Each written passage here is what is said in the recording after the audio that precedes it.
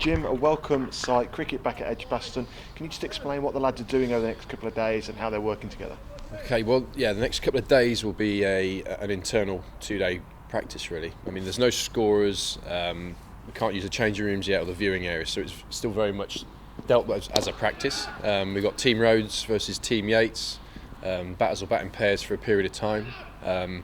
Got umpires Welsh and Westwood out there, and we'll keep a monitor on the overs they bowl in the day.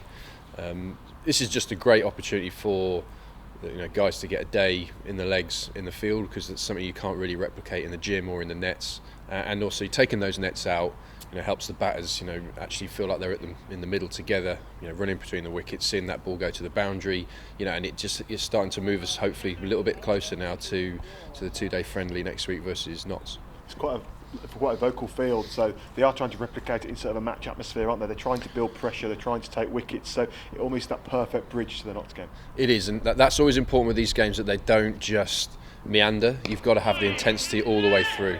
They're your mates, they're your teammates, but you want to make sure you put them under pressure. And likewise for the batters, they work together to put the bowlers under pressure. You can't just look to switch this on for that first game. So getting into good habits now is really important. Are you happy where they're at the minute? Yeah, very happy. We've got fit bowlers. So mid-July, if you give me that at the beginning of the season before COVID happened, I'd have taken that. But the guys look fit. They look raring to go. And even just the warm-ups today, having that first feel of we're going to have a day's play in front of us. The guys are really excited. So the next 2 days, weather hopefully looks after us as well.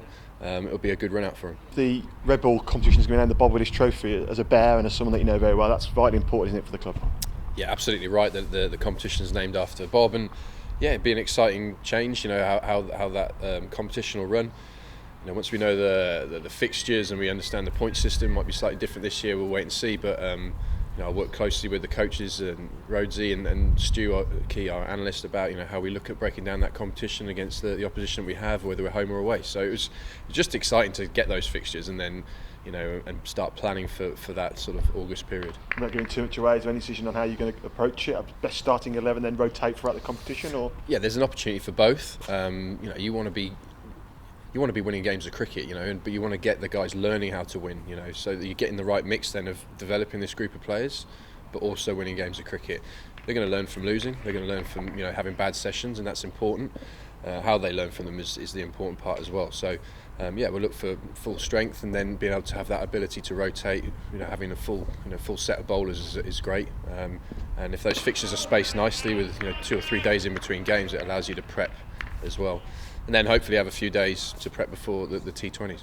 And finally, the protocols are in place. There's social distancing, there's washing of hands. How do you feel that's been going during the games, and how do you feel that has affected the players? I think it's been fine. Claire, who's our COVID officer, she says that she's grumpy, and I don't think she is at all. I think she's just doing a job and making sure that we're adhering to those rules and those regs, because we want to be playing cricket. So in this game particularly, we got 7 different areas where there's hand sanitizer every 6 overs. They'll be making sure their hands are sanitised. Hasn't really delayed the game time-wise, and make sure we get into good habits like that. Keep our distance. Wear masks when we're indoors. And I think all in all, it's been pretty successful.